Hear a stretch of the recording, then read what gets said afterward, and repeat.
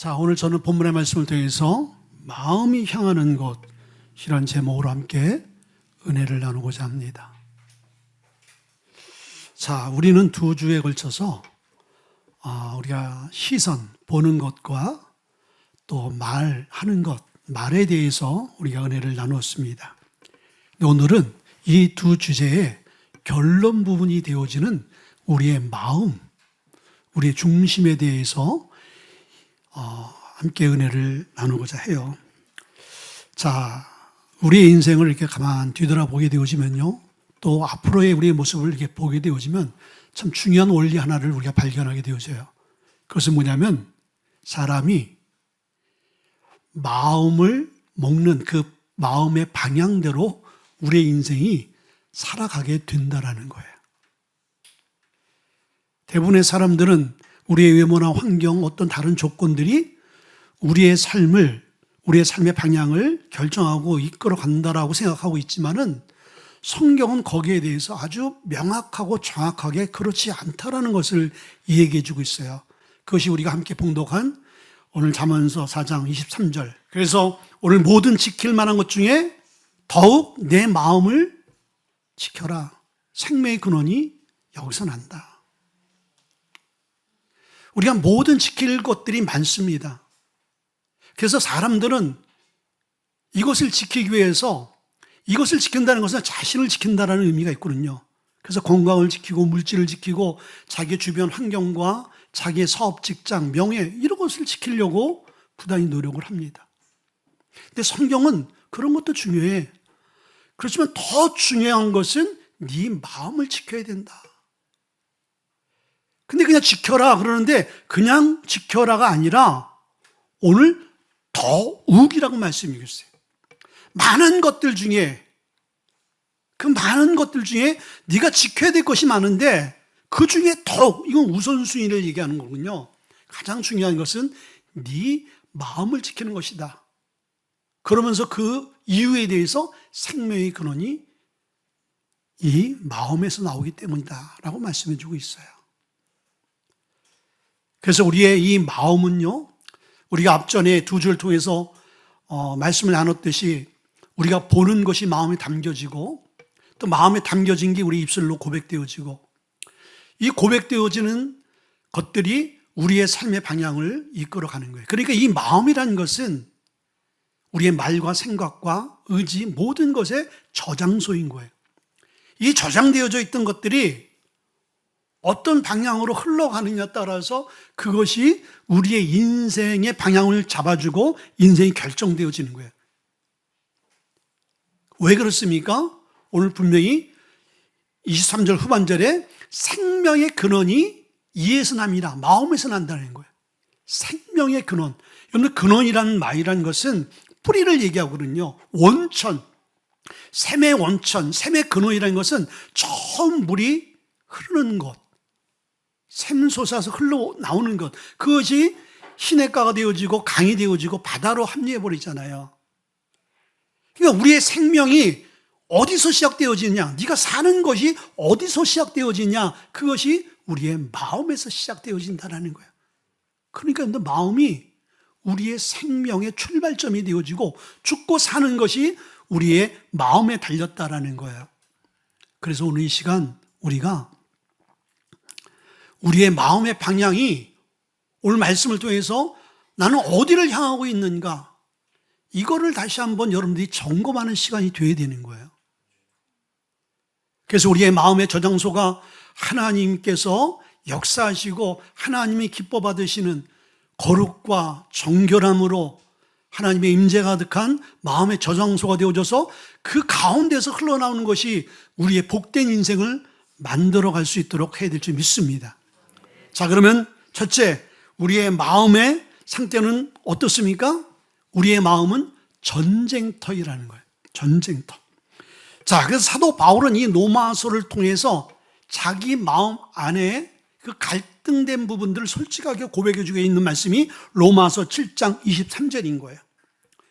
자, 거기에는 내 지체 속에서 다른 한 법이 내 마음의 법과 싸워 내 지체 속에 있는 죄의 법으로 나를 사로잡는 것을 보는도다 라고 말씀해 주고 있어요. 오늘 이 말씀 속에서 싸워라는 이 헬라어의 의미는 군대가 이제 군대 간에 맞서서 싸우는 걸 얘기하는 거예요. 그러니까 전쟁을 의미하는 거거든요. 근데 이 이야기는 우리 안에 마음의 영적인 전쟁이 있다라는 거예요. 하나님의 군대와 세상의 군대가, 사단의 군대가 우리 마음속 안에서 계속 전쟁을 벌이고 있다라는 것이죠. 왜 그렇습니까? 우리의 마음은 두 방향으로 흘러가게 돼 있는 거예요. 한 방향은 하나님을 향한 방향으로 흘러가려고 해요. 또 한 방향은 세상과 죄를 향해서 흘러가고 있습니다. 그래서 사도 바울이 이 두 법이, 이 두 마음이 자기 안에서 충돌해서 싸우는 모습을 보면서 오라 나는 공고한 자로다, 이 사망의 법에서 누가 나를 구원할까라고 고백해 주고 있어요. 여러분 안에 그러한 전쟁이 있다라는 것을 우리가 예수 믿고, 아니 예수를 안 믿어도 예수 믿지 않는 사람들은 선과 악의 갈등이 안에서 계속 충돌하는 것을 느낄 수 있거든요. 근데 예수 믿고 나니까 그것이 우리 안에 영적인 싸움이구나. 하나님 뜻대로 살려는 그 마음과 세상을 좋아하고 세상을 따라가려는 그 마음, 이것이 싸우는 거예요. 그래서 우리가 그 영적인 싸움에서 하나님을 향한 마음이 더 커지면요, 세상에 그 향한 마음이 다 사라지는 것이죠. 그러나 하나님을 향한 마음이 약해지고 세상을 향한 마음이 더 강해지면요, 우리의 신앙생활은 종교 생활이 되어지는 거예요.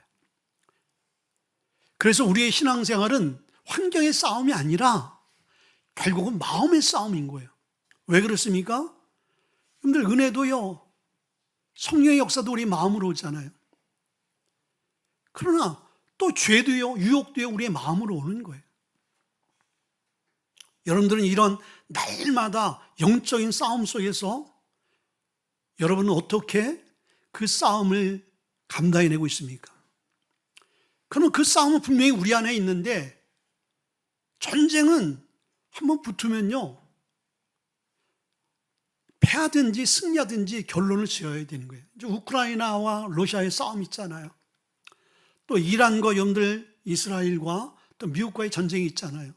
그 전쟁이 끝날 수 있는 것은 어느 한쪽이 패해야 되거든요. 자, 그러면 이 영적인 전쟁에서 우리가 이 마음의 전쟁에서 싸워 승리할 수 있는 것은 뭐예요? 첫째는 기도로 우리의 마음을 지켜내야 되는 거예요. 자, 빌립보서 4장 6절과 7절 보니까 아무것도 염려하지 말고 다만 모든 일에 기도와 간구로 너희 구할 것을 감사함으로 하나님께 아뢰라. 그리하면 모든 지각에 뛰어나신 하나님의 평강이 그리스도 예수 안에서 너의 마음과 생각을 지키시리라. 아멘. 여기서 지킨다라는 말을 우리가 또 언어를 보게 되어지면요, 이 군인이 성을 지켜주는 것에 그 의미가 있는 거예요. 그러니까 우리의 마음을 하나님의 천군천사, 하나님의 사람들이 우리의 마음을 지켜주셔야지 우리의 마음이 온전해질 수 있다는 것을 이야기하고 있거든요. 우리의 노력과 우리의 결단으로 결코 여러분들의 마음을 세상과 싸워 우리가 이겨야 될 이 마음을 이겨낼 수 없다는 것을 성경은 얘기해 주고 있어요. 그래서 우리가 기도하라, 말씀 가운데 거하라는 이유는 뭐예요? 우리가 이 영적인 싸움에서 승리해야 되기 때문에. 근데 우리는 기도 생활을 못 하시는지 안 하시는지를 몰라도 여러분들이 그 자리에 잘 있지 못해. 그러면서 여러분들은 우리 교인들 얘기하는 게 아니에요. 뭐 대단히 거룩한 척하고, 그리고 온전한 척하고, 말씀대로 사는 척을 해요. 그건 쇼를 하는 거예요. 여러분, 절대로 그렇게 살아낼 수 없어요. 기도 외에는 우리가 영적인 싸움에서 승리할 수 없는데, 어떻게 기도하지 않고 기도가 부족하는데 영적인 싸움에서 승리할 수가 있고 자기의 마음을 하나님께 향할 수 있겠습니까? 여러분, 기도하지 않으면요, 그렇게 생각하세요. 그냥 100% 나는 세상 사람이다.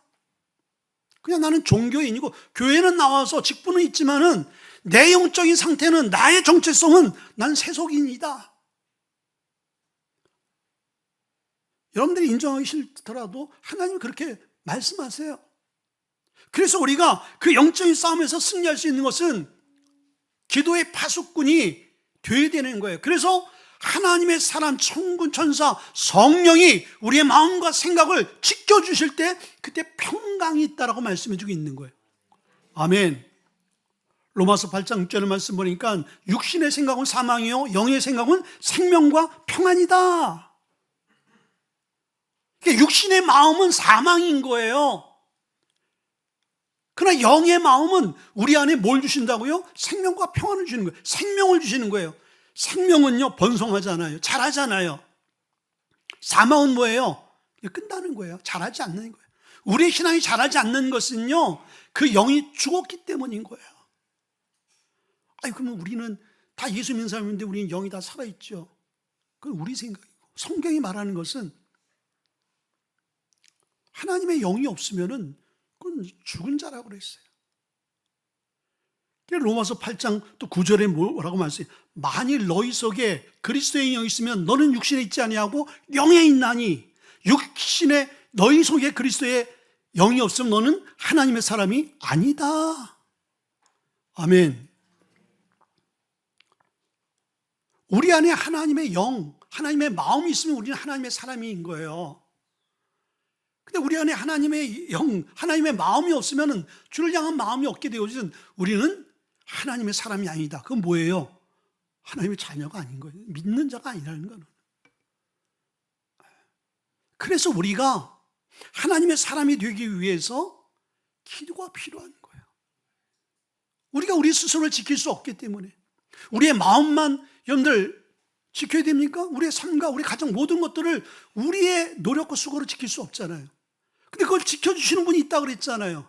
지킨다. 군사가 우리의 마음과 우리의 가정과 자녀를 지켜주시는 거예요. 근데 왜 기도를 안 하시죠? 내가 지킬 수 있다고 생각하고, 돈이, 좋은 환경이 여러분의 가정과 자녀와 여러분 자신을 지킬 수 있다고 생각하기 때문에 기도의 자리를 나오지 않는 거예요. 그러나 오늘 뭐라 했어요? 많은 지킬 것 중에서 더욱 내 마음을 지키라는 것은 뭐예요? 기도라는 거예요. 지금 내가 지금 문제 없어요? 제가 예언하는데 지금 문제 없다고 여러분들 문제가 없을까요? 문제 없다고 생각하는 사람 삶 가운데 반드시 문제가 오게 돼 있어요. 그러니까 저는 우리 교회 성도들을 보게 되어지면은 좀 저를 이렇게 찾아와서 좀 이렇게 상담을 하거나, 목사님 제 영적인 상태가 어떻습니까? 근데 저를 닮아서 저도 이제 몸이 아파도 병원을 안 가거든요.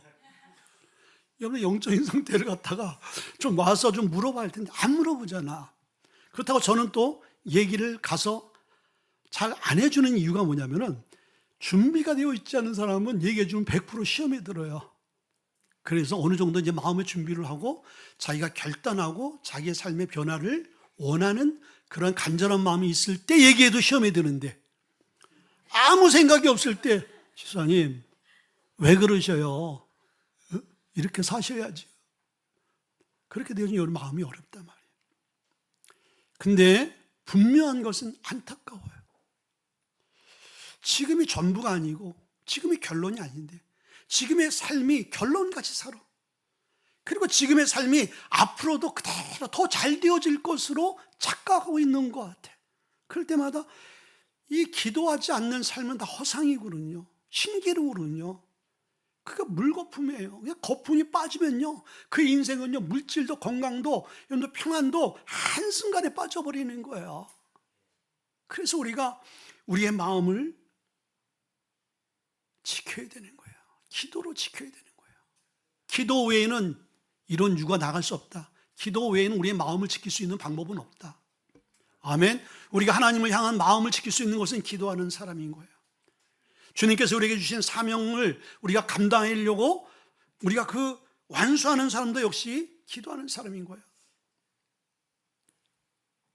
우리가 사무엘상 17절 말씀 보게 되어지면은 거기에 주님께서 우리에게 주시는 교훈의 이 말씀이 있습니다. 다윗의 이야기가 나오죠. 다윗의 이야기. 그 다윗의 이야기를 통해서 하나님께서 우리에게 많은 교훈을 주셨어요. 다윗은요, 기도할 때 그의 마음을 하나님 딱 붙들으셨군요. 강하고 담대한 마음을 주셨어요. 기도할 때 하나님 뜻대로 살 수 있는 의지와 능력을 주셨다라는 거예요. 여러분들, 이 소리를요, 잔소리로 듣지 말고, 저도 이 소리 하기 싫어요. 제 설교 보면 매일 똑같은 얘기하지요. 똑같은 이야기죠. 근데 예를 들어서 어떤 환자가 어떤 변명으로 갔어. 근데 의사가 그 변명의 치료 약 회복할 수 있는 방법은 하나야.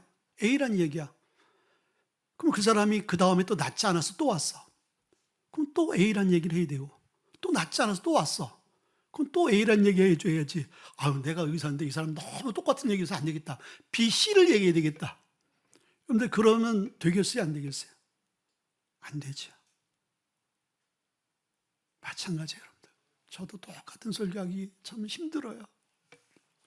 여러분의 삶에 좀 변화가 일어나서 이 설교의 내용과 설교의 주제가 한 차원 좀 고상해질 수 있길 주님을 축원드립니다. 아멘 하셨어요? 여러분들, 우리의 마음을 지킬 수 있는 것은 기도예요. 기도할 때 우리의 마음이 지켜집니다. 마가복음 14장 36절부터 42절의 말씀 보면은 거기에 예수님이 겟세마네 동산에서 기도하는 내용이 나와요. 예수님 십자가를 져야 되는데 이 십자가의 고통이 얼마나 큰지 완전한 육신을 입고 오신 예수님은 아시는 거예요. 처참하게 고통을 당하면서 이 길 가야 되고 죽으셔야 되거든요. 그래서 주님께 기도하잖아요. 할 수만 있으면 이거 좀 안 하면 안 됩니까? 마음의 싸움이 일어난 거예요. 마음의 갈등이 일어난 거죠. 주의 뜻대로 살아야 되느냐, 아니면 육신의 어떤 그런 두려움을 통해서 이 길을 피할 수 있는 길이 없는가. 근데 기도했더니 그 겟세마네 기도가 예수님 안에 십자가의 그 싸움을, 그 마음의 싸움을 승리케 만들어 놓은 거예요. 그래서 예수님은 담대하게 그 골고다의 길, 십자가의 길을 걸어가잖아요. 예수님은 십자가의 마음의 싸움에서 승리하셨어요. 왜 승리하셨습니까? 기도했기 때문인 거예요. 여러분 안에 여러 가지 갈등의 싸움들, 여러분들 그거 갖고 고민하거나 그거 갖고 묵상하거나 그럼 더 힘들어지고 더 여러분들 굴레에 빠지게 되어지는 거예요. 여러분들 거기서 자유할 수 있는 방법은 여러분들 무릎 꿇으면 되는 거예요. 그 있는 자리에서 기도하면서 하나님께 맡기고, 하나님 나를 지켜주시고 내 마음과 내 생각과 내 가정과 내 자녀, 하나님 내 삶을, 내 미래를 지켜달라고. 그때 하나님이 우리의 마음, 생명의 근원을 지켜주셔서 생명이 흐르게 만든단 말이에요. 두 번째는요, 하나님은 우리의 마음을 보시는 분인 거예요. 자, 내가 보는 것은 사람과 같지 아니하니 사람은 외모를 보거니와 나 여호와는 중심을 보느니라 하시더라. 아멘. 자, 하나님께서는 우리의 뭘 보신다? 중심을 보신다. 자, 사무엘 선지자가 사울 다음으로 이스라엘 2대 왕을 이제 기름을 부으려고 그래요. 그래서 이새의 아들 이새의 집으로 갑니다. 근데 이새의 집에 갔더니 이새의 장남 엘리압을 보니까요, 이 사무엘이 마음에 쏙 드는 거예요. 그의 용모나 그의 인상이 너무나 탁월한 거예요. 이야, 이 사람이구나. 여러분들, 우리도 인상을 보잖아요. 그래서 주일날 제가 신경 써야 되는 이유가 여러분들이 저를 본단 말이에요. 네? 제가 또 지저분하게 입고 오거나 또 뭐 머리가 산발돼서 오면 또 뭐라 그럴 거 아니에요. 그래서 빈틈없이 준비하는 거예요. 여러분들이 설교를 들으면서 외모를 보기 때문이에요. 자, 우리는 사람의 외모, 상황들, 그 조건들을 우리는 분명히 봅니다. 그게 너무 중요한 거예요. 그게 이 세상의 기준점이 되어지는 거예요. 근데 하나님은 절대로 그걸 보지 않는다고 그랬어요. 그렇게 그 기준점을 보면서 사무엘이 이 엘리압이구나 라고 했을 때 사무엘에게 하나님께서 말씀하십니다. 사람의 외모, 용모를 보지 말아라.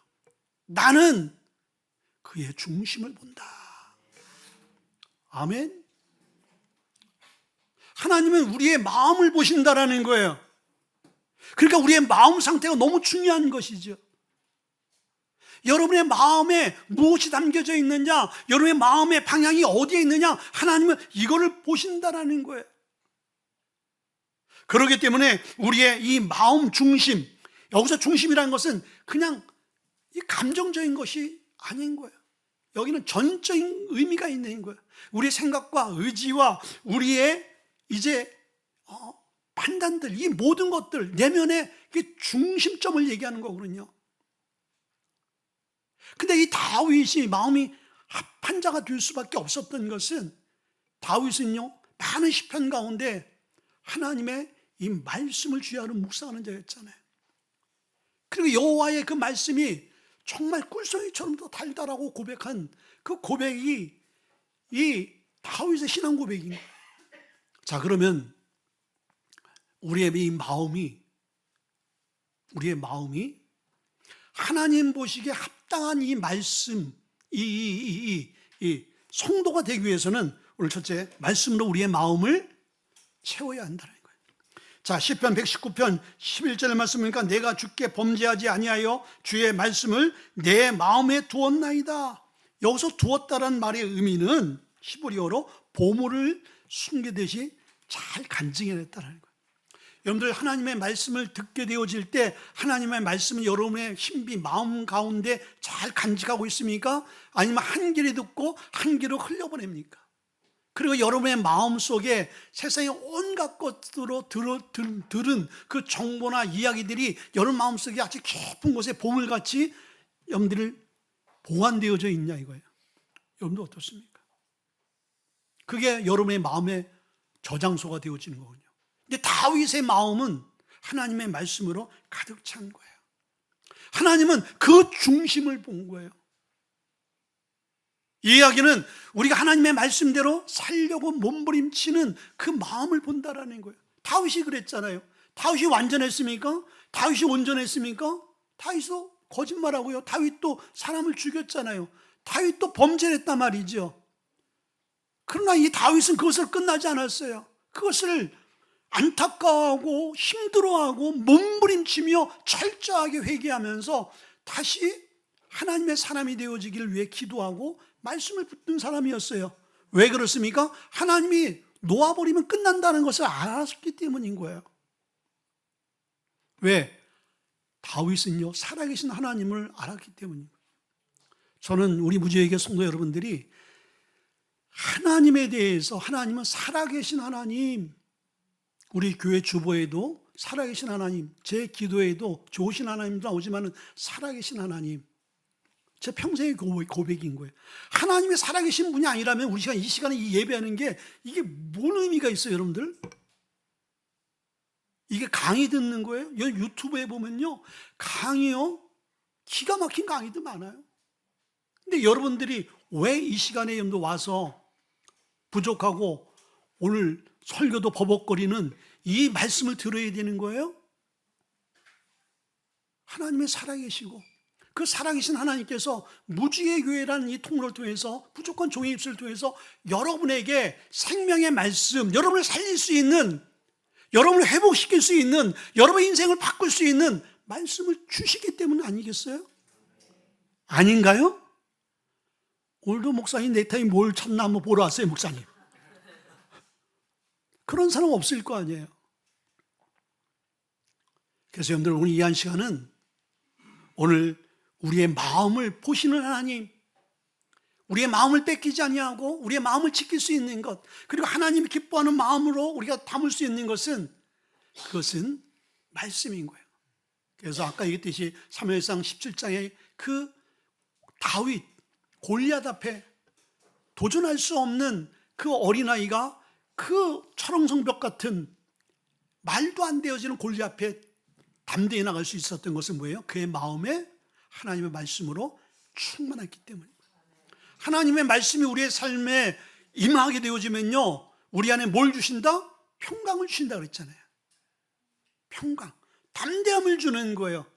그래서 하나님의 말씀대로 사는 사람들은 우리의 주변에 되어지는 그 어려운 상황들에 대해서 우리는 잠깐 순간적으로 놀랄 수 있지만 거기에 사로잡히지 않습니다. 여기 보세요. 말씀을 깊이 묵상하는 사람들, 그리고 기도하는 사람들, 제가 기도회 때 간증했지만은 우리 사모님의 큰언니 되시는 권사님이 암이다 말이야. 암. 의사들은 지금 항암 치료해야 된다. 암이 5년 전에 걸렸던 암이 이제 잘 회복이 되어졌다. 다시 이제 재발한 거예요. 근데 이분은요, 사나 죽으나 주님의 것이다. 그리고 말씀을 지금 70독을 하셨대요. 그래서 하나님, 제가 100독 할 때까지는 저의 생명을 붙들어 주세요. 그래서 우리 사모님이 이제 70독 했으니까 30독만 하면은 그 말한 대로, 기도한 대로 될 거 아니에요. 그래서 천천히 성경 읽으시라고 그렇게 당부했어요. 근데 그분의 고백은 어떤 고백이냐? 그 권사님의 고백은 자기는 이 죽음이라는 것이 전혀 두렵지 않다라는 거예요. 성경 말씀에 보게 되지만 우리의 인생의 연수가 70이요, 강건하면 80인데, 그리고 인생을 뒤돌아보니까 인생이 고통과 수고뿐이라는 것을 이제 알게 되어졌다라는 거예요. 이 세상에 연연할 것이 없다라는 거예요. 자기는 하나님 오늘 부르더라도 너무 기쁘게 감사하게 갈 수 있다라는 거예요. 근데 우리는 하나님이 너 내일 와라 그러면 우리는 붙들고 있는 게 너무 많잖아요. 내가 가면은 내 자녀, 내 남편, 내 아내, 내 우리 부모들, 내 돈 어떡하지? 그 걱정들 우리는 하잖아. 근데 말씀이 우리의 삶을 꽉 잡고 있으면요, 거기서 자유함이 있는 거예요. 남편, 하나님이 책임져 주시오. 자녀, 내가 기도한 게 있기 때문에 하나님께서 내 자녀들 반드시 보살펴 주시고 인도해 주시오. 그 믿음으로 요즘에 성령 충만하면서, 그래서 항암 다 끊으셨어요. 그리고 이제 기도하다가 하나님 부르시면 자기 기쁨으로 가겠다라는 거예요. 여러분들, 이러한 마음의 평강이 어디서 나온 거예요? 말씀과 기도에서 나온 거예요.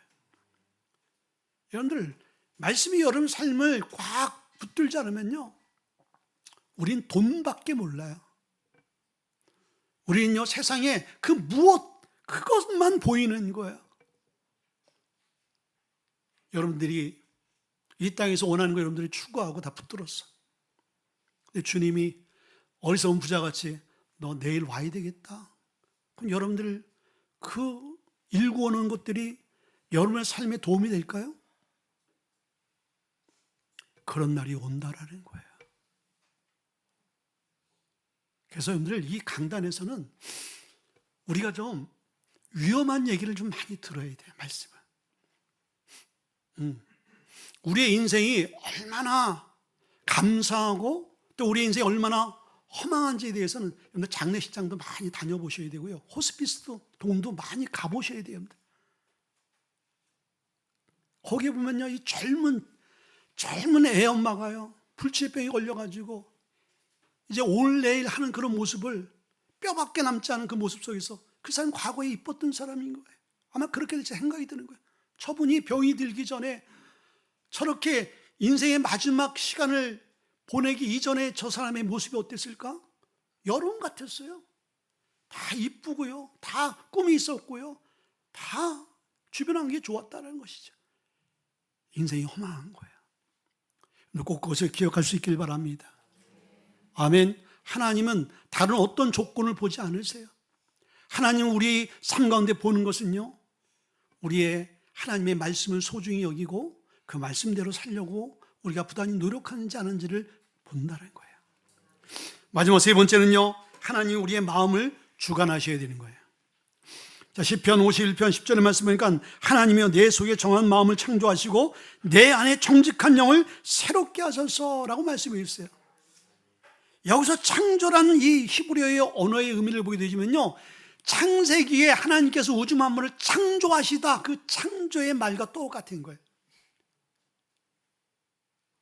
그러니까 이 우리의 마음을 우리 노력과 우리의 마음으로 바꿀 수 없다는 것을 얘기하는 거예요.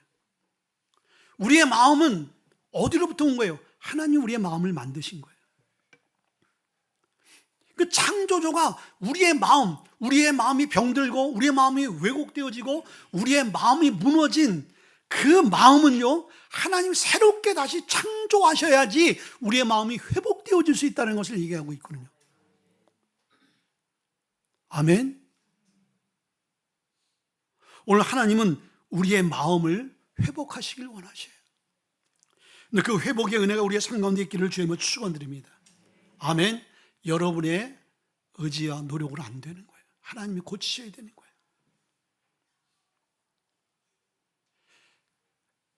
그 마음을 고칠 수 있는 것은 첫째는 성령으로 우리 마음을 다스리고 인도해 주셔야 되는 거예요. 자, 갈라디아서 5장 16절의 말씀이니까 내가 이르노니 너희는 성령을 따라 행하라. 그리하면 육체의 욕심을 이루지 아니하리라. 성령이 우리의 마음을 다스리게 되어질 때 죄의 욕심은 다 사라지게 되었어요. 여러분들, 어둠에 빛이 들어오면요, 어둠이 떠나잖아요. 성령이 죄 가운데 머물고 있는 우리의 삶 가운데 찾아오시게 되어지면요, 죄는요, 떠나가게 되어 있는 거예요. 옛날에는 똑같은 기름이었는데, 똑같은 물이었는데, 성령을 통해서 변화되어진 사람이 되니까 물과 기름이 되듯이 세상과 섞일 수 없는 사람이 되어진 거거든요. 성령의 사람은 하나님의 사람이에요. 세상과 섞여서요, 세상 속에 있지만은 구별되어진단 말이에요. 여러분들은 어떻습니까? 제가 보기에는 우리 교회 많은 대부분의 사람들이 섞여 살아. 조금 기분이 나쁘신 것 같아요. 우리가 인정해야지. 섞여 있는 건 사실이잖아요. 섞여 있단 말이에요, 여러분들이. 주님은 세상 사람들이나 하나님의 자녀나 그런 관점으로 여러분들을 볼 수 없는 사람들이 있어요. 그럼 어떻게 하셔야 돼요? 구별되어져야지. 기름이 되든지 물이 되든지 성령의 사람이 되든지 육신의 사람이 되든지. 근데 여러분들이 세상 가운데 있을 때는 육신의 사람, 교회에 와서는 영의 사람, 그렇게 될 것 같죠? 근데 그렇게 안 된다라는 거예요. 그래서 오늘 이 말씀이 우리의 삶 가운데 보고 우리가 말하고 거기에 오늘 결론인 부분이 이 마음이 오늘 고쳐지고 마음 안에 주님이 오셔야 되고 마음 안에 성령으로 역사해야 되는 거예요. 아멘.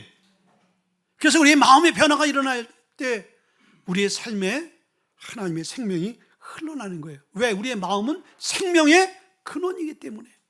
아멘.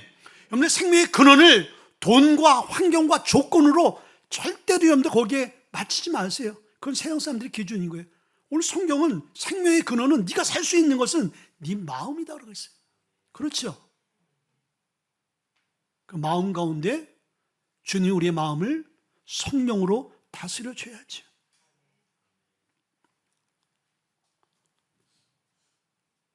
근데 우리가 계속 로마서 8장에 말씀에 육신대로 살면은 성경은 뭐라고 말씀해 14장에 반드시 죽는다.